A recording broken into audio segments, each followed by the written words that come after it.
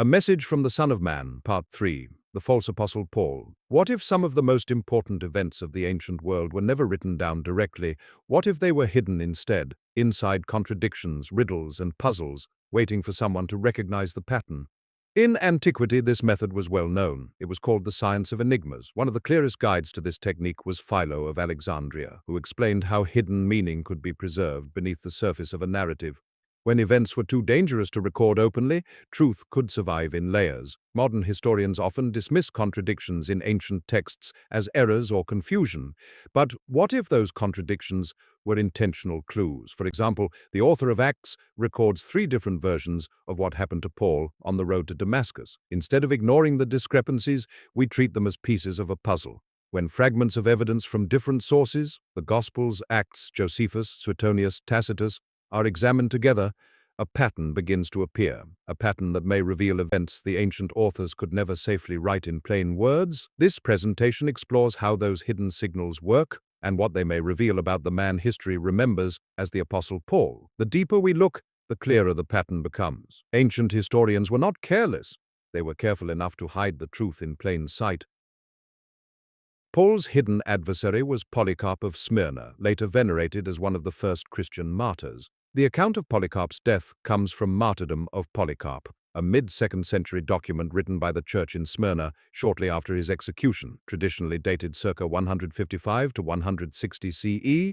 Before his arrest, Polycarp reportedly has a vision. He dreams that his pillow catches fire. He interprets it to mean he will be burned alive. This functions as prophetic foreknowledge. As Polycarp enters the stadium, a voice is heard from heaven saying, "Be strong, Polycarp, and act like a man." Some hear it, others do not. When he is sentenced to be burned, the flames do not consume him. Instead, the fire arches around him like a sail filled with wind. His body appears glowing like refined gold or silver. He stands unharmed in the center. The fire becomes controlled and symbolic rather than destructive. When he is stabbed after the fire fails, a dove emerges from his body, and a great quantity of blood extinguishes the flames. Witnesses report a sweet aroma, like incense or baking bread, coming from his burning body. This signals sanctification rather than decay. The authorities fear Christians will begin worshipping his remains. They burn the body completely, but believers collect his bones. They treat them as more precious than jewels. The narrative intentionally parallels Polycarp's arrest to Jesus' arrest, his prayer before death to Jesus' prayer, his calm demeanor to Christ's. And it adds a parallel to Paul, a voice from heaven which some hear but others do not. The author explicitly frames Polycarp as an imitation of Christ and an imitation of Paul.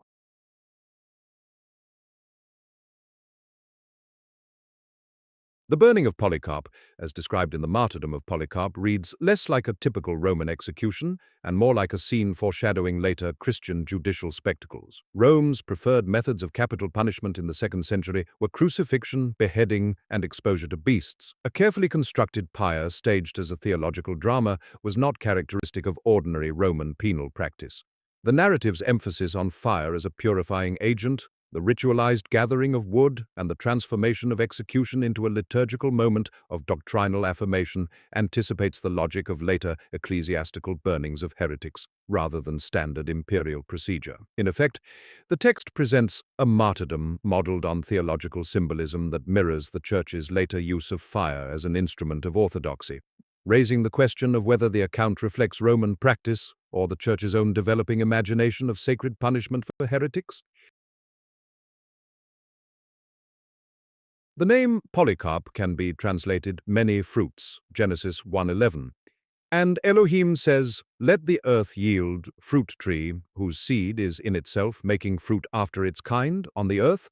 Polycarpos equals much fruit. As an enigma signature, it says, "I plant the seeds, but my work will be known by what it produces." 2 Timothy 4:13. The cloak that I left at Troas with Carpus, when you come, bring, and the books, especially the parchments. David Trobish, in his 2007 article, Who Published the Christian Bible, suggests that the canonical New Testament may have been published in the mid-2nd century and that Polycarp of Smyrna is a plausible figure associated with this process. He explores the presence of names like Carpus in 2 Timothy as potential editorial signals.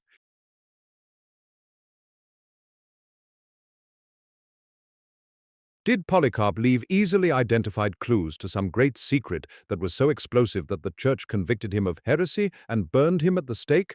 And did the church use his execution to demonize Rome while elevating Paul's version of Jesus the Nazarene? With Philo's help, let's tease out the answers. Acts 1:1-2.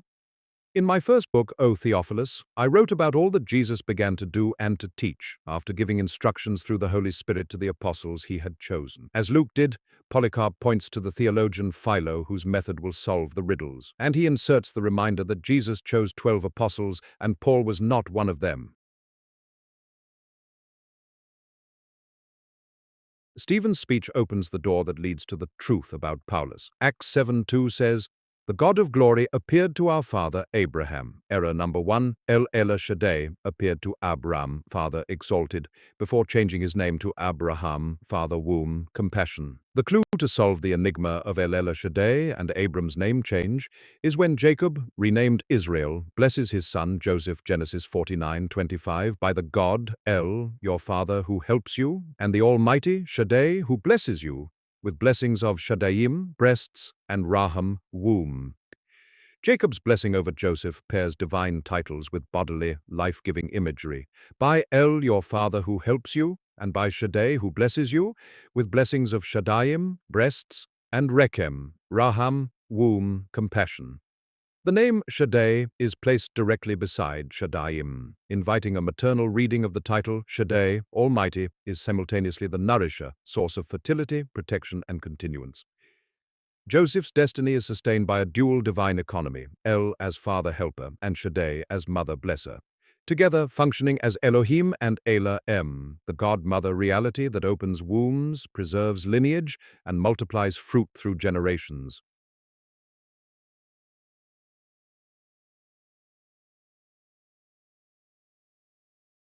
Acts 7:3-9 is an additional series of reversals. Error number 2, Act 7:2. The God of glory appeared in Mesopotamia before he lived in Haran is reversed because Genesis 12 presents the call in connection with departure toward Canaan. Stephen relocates the theophany to Mesopotamia before Haran. Error number 3, Acts 7:4. After his father died, God brought him out of that place. Genesis 12:4 suggests Abram left Haran at age 75 while Terah was still alive. Stephen. Departure occurs after Terah's death. Error number 4, Act 7:5. He gave him no inheritance, not even a foot's length. Genesis emphasizes promise of land. Stephen emphasizes he owned nothing. Error number 5, Act 7:6. His descendants would be strangers. Genesis includes this. But Stephen foregrounds exile before inheritance. Reversal. Bondage narrative precedes land narrative. Error number 6, Act 7:8. Then he gave him the covenant of circumcision. Abraham became the father of Isaac. Stephen compresses the order, covenant before Isaac is born. Reversal. Sign precedes heir. Philo's enigma. What follows is about the false apostle Paulus. Everything I write must be reversed to find the truth about him.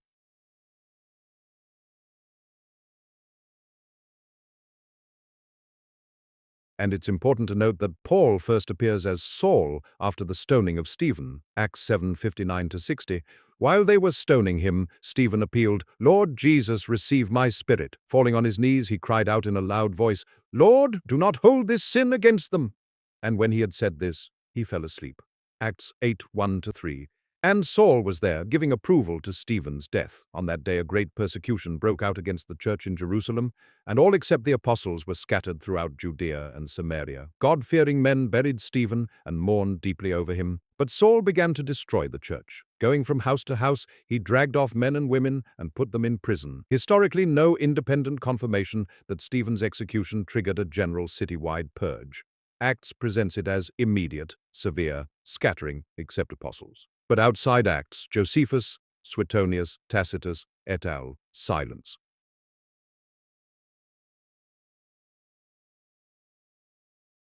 Historically, no independent historian confirms Acts 8:1-2. No record ties a Jerusalem-wide persecution to Stephen. The only well-documented execution of a Jesus figure in Josephus is James, circa 62 CE. Everything specific about Paul imprisoning Christians, letters of authorization, travel to Damascus to arrest people, delivering them to Jerusalem, comes exclusively from the narrative constructed in the book of Acts. Paul's own letters provide a much simpler and less bureaucratic picture of his pre-Christian activity. General persecution, not formal arrests, the execution of James the Just, Antiquities of the Jews, 20.9.1 by Flavius Josephus, does bear striking similarities to the stoning of Stephen. The execution of James the Just. Key elements identified as James, the brother of Jesus, who was called Christ. High priest Ananus convenes a Sanhedrin, charges James and others with breaking the law.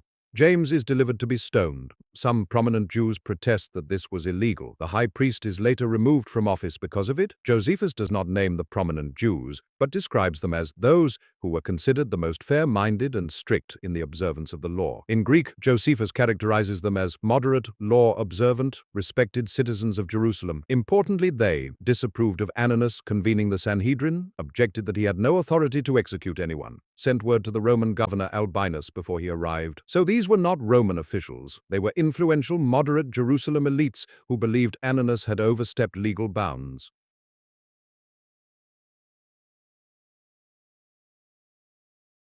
Ananus led an aggressive high priestly faction acting during Roman absence, using legal machinery to eliminate rivals, follows a pattern associated with the house of Shammai. Jerusalem elites, who are fair-minded, law-observant, and can appeal to Roman order to remove Ananus from power, follows a pattern associated with the house of Hillel. Structurally, this looks like hardline priestly assertion, Shammai, versus moderate legal faction, insisting on proper authority, Hillel. Now here's where it gets most interesting. Ananus was removed after only about 3 months. He was replaced by Jesus, son of Damneus. Josephus explicitly names him. That detail has generated much scholarly discussion because the executed man is called James, the brother of Jesus. The new high priest is Jesus, son of Damneus. Some scholars have wondered whether Josephus's wording could create confusion between these two Jesuses.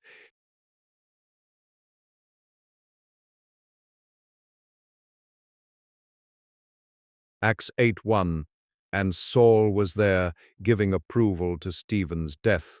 Only later do we learn that Saul became Paul.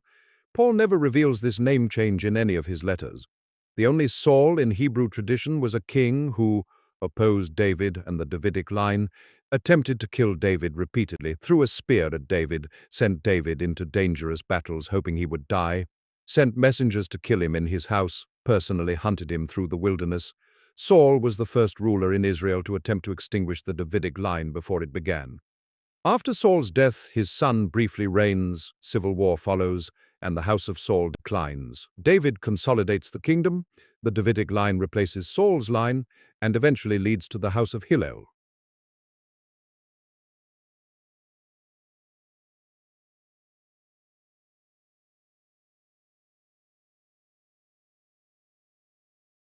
Hillel was descended from the house of David. Rabbi Haya bar Abba said in the name of Rabbi Yohanan, Hillel was from the seed of David. The house of Shammai versus the house of Hillel. They, Shammites, stood below and stabbed them, Hillelites, with swords and spears. No ancient source gives a precise year for this event, but it coincided with the 18 decrees, Shemone Esre Devarim, which concerned ritual purity, tightened separation from Gentiles, increased stringency. The decrees proposed by the house of Shammai were approved only because the killings resulted in a minority in the house of Hillel. This aligns with the rising sectarian tension, growing nationalist sentiment, intensification of purity concerns. Some historians connect it to the pre-66 CE radicalization that later fed the revolt.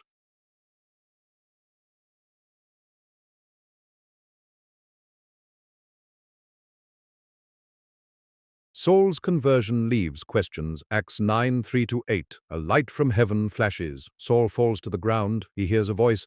Saul, Saul, why are you persecuting me? The men traveling with him stood speechless, hearing the voice but seeing no one. Saul rises blind, led by the hand into Damascus. Acts 22:6-11. Polycarp has Paul recount the event. A great light flashes. He falls. Voice speaks. The men with him saw the light but did not hear the voice of the one speaking to me. Paul is blinded, led into Damascus. Contrast Acts 9. They hear but see no one. Acts 22. They see but do not hear. Acts 26:12-18. Before King Agrippa and Berenice, light brighter than the sun, all fall to the ground. Voice speaks in Hebrew.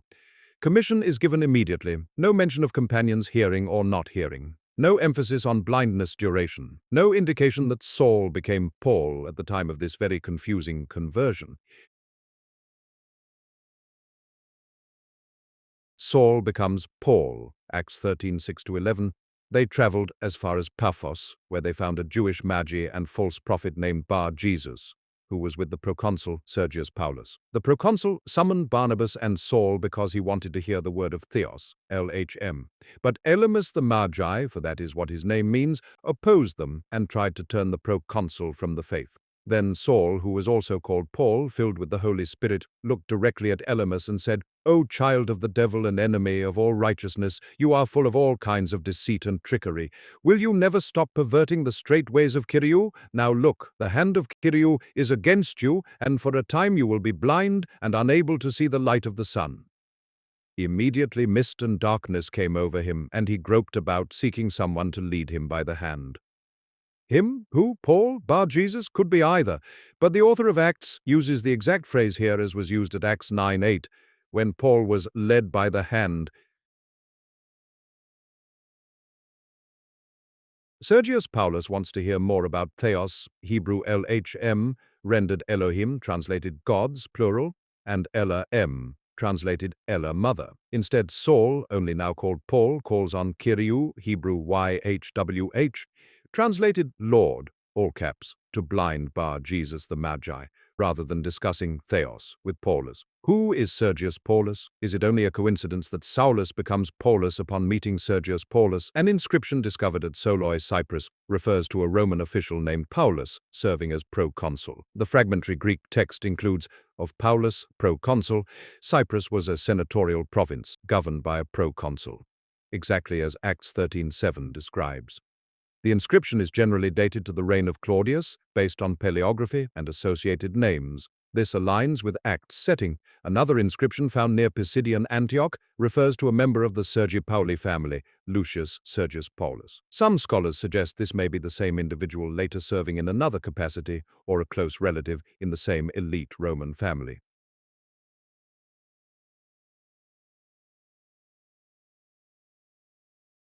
The gens Sergia was an old Roman senatorial family. Members of this family are attested in Rome, Asia Minor, and Cyprus. Lucius Sergius Catilina was the most famous Sergius in Roman memory because he was the leader of the Catilinarian conspiracy, 63 BCE, against Marcus Tullius Cicero. In Roman political rhetoric, Catiline became shorthand for treason, conspiracy, and the attempted overthrow of the state.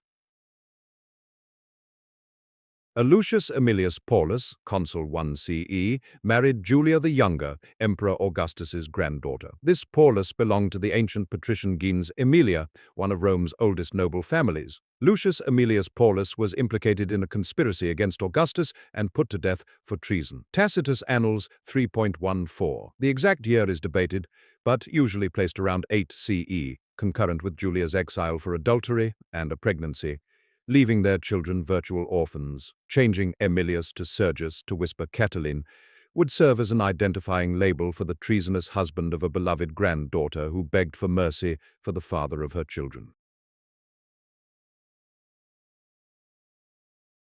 Marcus Aemilius Lepidus, Paulus, 6-39. Some areas of his lineage are unclear.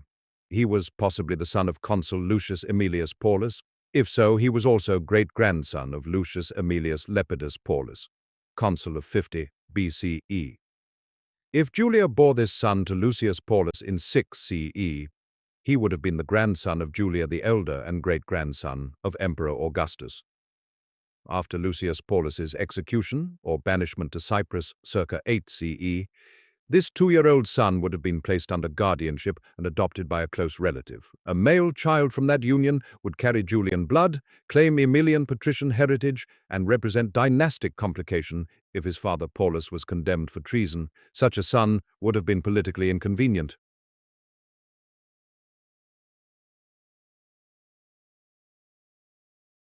During the scandal of 8 CE, Julia the Younger is exiled. Her husband Lucius Aemilius Paulus is executed, and Augustus is purging moral and political threats within his own family. Suetonius reports that Augustus wrote to Julia's sister Agrippina several times. A most interesting letter discusses the boy Gaius.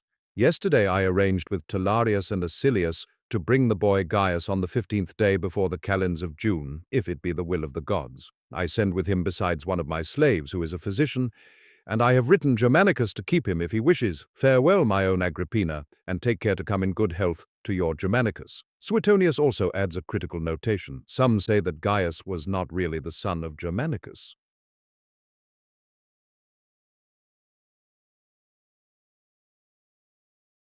Suetonius describes Gaius's afflictions. He was sound neither of body nor mind. As a boy he was troubled with the falling sickness, and while in his youth he had some endurance, yet at times, because of sudden faintness, he was hardly able to walk, to stand up, to collect his thoughts, or to hold up his head. He himself realized his mental infirmity and thought at times of going into retirement and clearing his brain. It is thought that his wife Caesonia gave him a drug intended for a love potion, which, however, had the effect of driving him mad. He was especially tormented with sleeplessness, for he never rested more than 3 hours at night, and even for that length of time he did not sleep quietly, but was terrified by strange apparitions, once, for example, dreaming that the spirit of the ocean talked with him.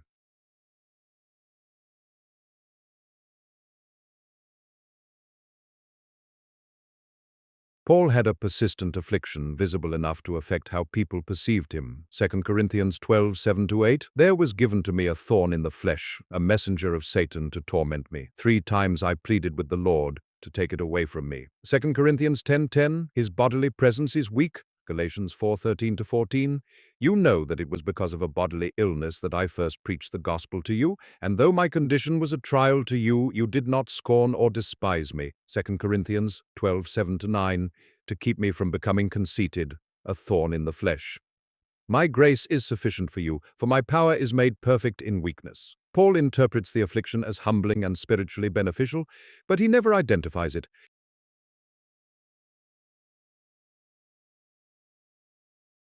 And just as Gaius did, Paul had visions of a deity. 1 Corinthians 15:8, "Last of all, as to one untimely born, he appeared also to me." Galatians 1:16, "But when Theos was pleased to reveal his Son in me, my immediate response was not to consult any human being." 2 Corinthians 12:1-5, "I must go on boasting. I will go on to visions and revelations from Keriu. I know a man in Christ who was caught up to the third heaven. Whether it was in the body or out of the body, I do not know. Theos knows. And heard inexpressible things that no one is permitted to tell. Of such a one I will boast, and of myself I will not boast, except in my weaknesses." In Acts, Polycarp adds great detail to Paul's miraculous visions of Jesus, but the accounts do not agree, leaving a curious reader to ask, which version is true? Are any of Paul's claims true?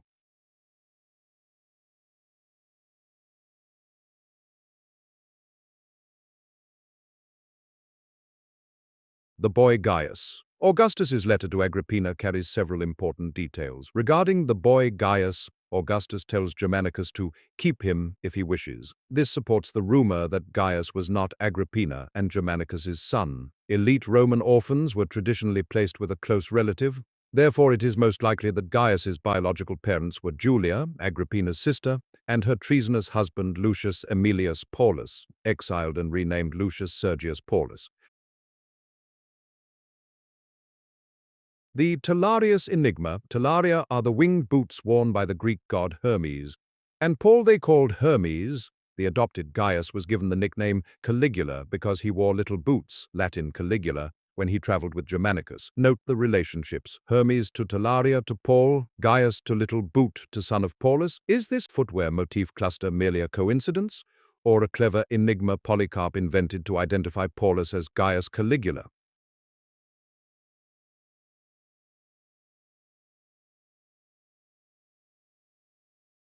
According to Suetonius, Caligula was stabbed repeatedly in a corridor near the Palace Theatre complex. His body was left for a short time. It was later carried away secretly by attendants. The assassins did not stage a public display, echoes of Julius Caesar's assassination. Suetonius says the body was partially cremated in haste and was buried temporarily. Later, after Claudius became emperor, Caligula's remains were interred in the mausoleum of Augustus. He was, after all, Augustus's great-grandson via Julia. Claudius's most trusted advisor at the time was the freedman Narcissus. Paul wrote to the Romans, "Greet those of Narcissus who are in the Lord." Notably, there was no public viewing or ceremonial funeral. His body was removed quietly and hastily cremated. His ashes were later interred properly.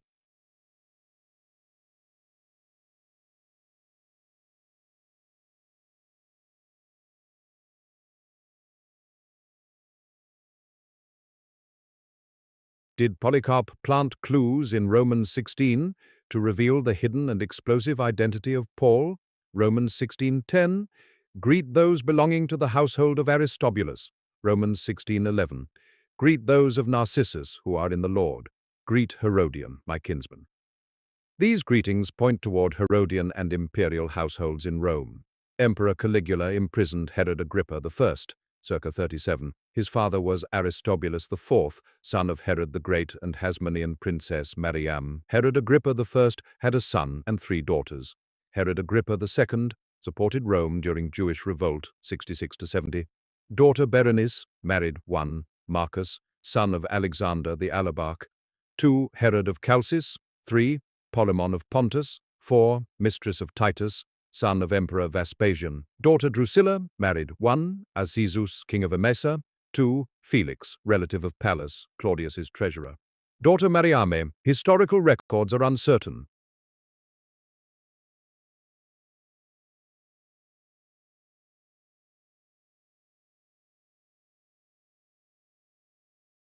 Romans 16:12.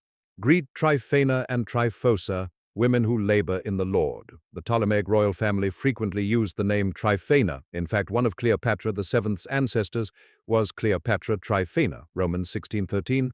Greet Rufus, chosen in the Lord, and his mother and mine. Gospel of Mark 15:21. Simon of Cyrene is described as the father of Alexander and Rufus. Romans 16 contains a dense list of 26 names, but many are households, not individuals. So the chapter reads less like a village church roster and more like a map of elite Roman networks. This exact same network, Herodian dynasty, imperial court freedmen, and Alexandrian Jewish elite families, appears again later in Acts during Paul's trials.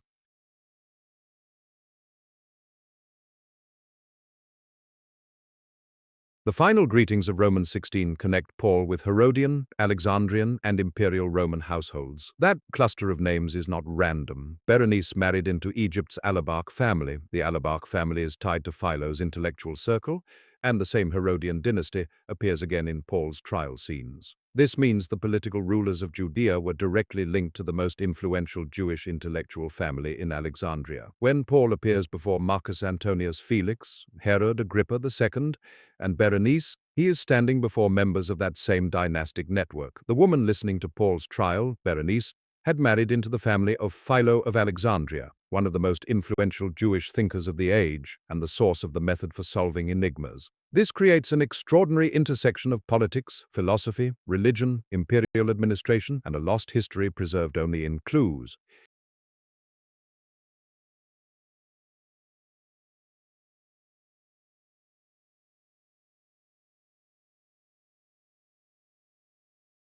The world of Acts, the narrative in Acts, unfolds inside the same narrow aristocratic network that connected Herodian kings, Alexandrian Jewish philosophers, and Roman imperial administrators. The brother of Marcus Julius Alexander was Tiberius Julius Alexander, the son of Alexander the Alabarch, brother of Philo of Alexandria. In 70 CE, during the Roman siege of Jerusalem, the Roman army was commanded by Vespasian's son, Titus. Tiberius Julius Alexander served as Titus's second in command. The destruction of the temple may have been an accident, rather than intentional, but the result, with help from Rome, was the victory of the priests of the house of Hillel, Elabarach, and Philo of Alexandria over the priests of the house of Shammai, Paul aka Caligula. But, alas, the victory was short-lived. Shammai's favorite son, who instigated the revolt against those who revered Father El and Ella Mother, led a stubborn and powerful resistance on behalf of Yahweh.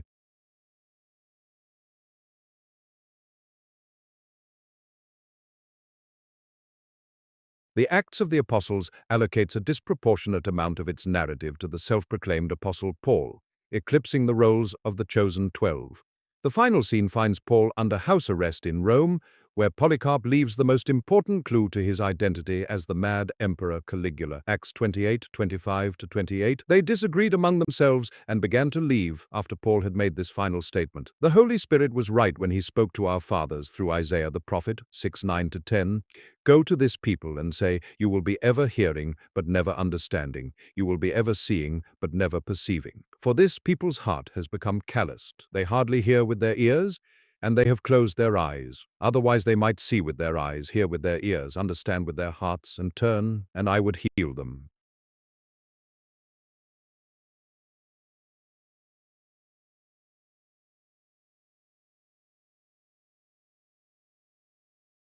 Polycarp stops short of Isaiah's final verses, the inspiration for the enigmatic title of his work, leaving the secret to be discovered at Isaiah 6:13.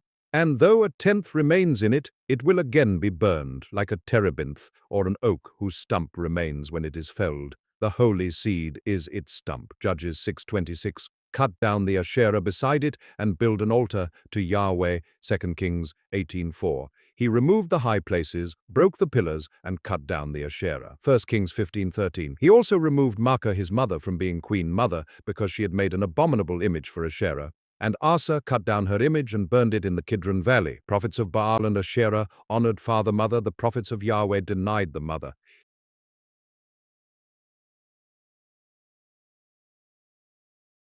Two visions of the divine. The Torah preserves evidence of two streams of divinity, a singular exclusive Yahweh and an older pairing, Yahweh and Asherah. Archaeology confirms what the Yahwist scribes removed, Yahweh and his Asherah. At the conclusion of Acts, Paul cites Isaiah, a warning of blindness and hardened hearts, also quoted by Mark's Jesus the Nazarene, Mark 4:11-12.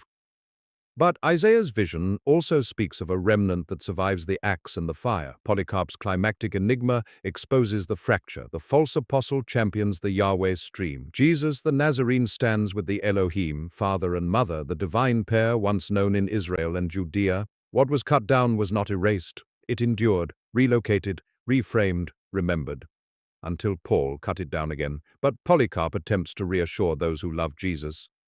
The holy seed is its stump.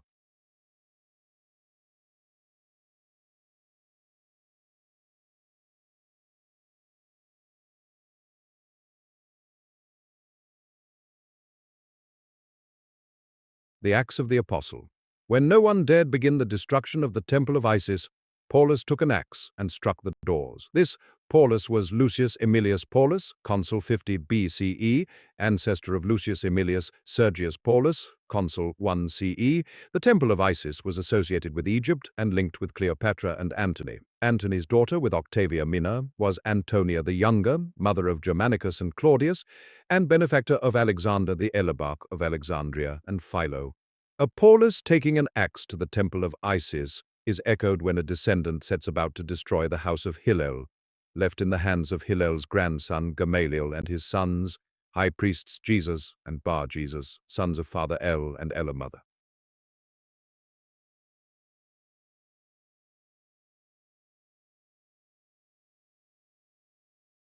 Around 121 CE, the Roman historian Suetonius was dismissed from Hadrian's court and disappears from the historical record. At precisely this time, a mysterious Christian teacher named Polycarp emerges in Smyrna, a major Roman administrative city. Both figures display intimate knowledge of imperial politics, elite family networks, and the literary art of preserving history through riddles and anecdotes. Coincidence or metamorphosis? Suetonius and the author of Acts share an intriguing literary habit. Both occasionally preserve rumors that contradict the official story. Rather than removing these inconsistencies, they record them, inviting careful readers to question the surface narrative. When fragments of conflicting testimony are placed side by side, a deeper pattern begins to emerge. This method, preserving contradictions rather than resolving them, suggests that ancient historians sometimes allowed the truth to survive in hints, echoes, and puzzles. Understanding this technique may help explain why Acts records multiple versions of the same events and why Roman historians preserved rumors that challenge their own narratives. The attentive reader is not meant to ignore these tensions. The attentive reader is meant to solve them.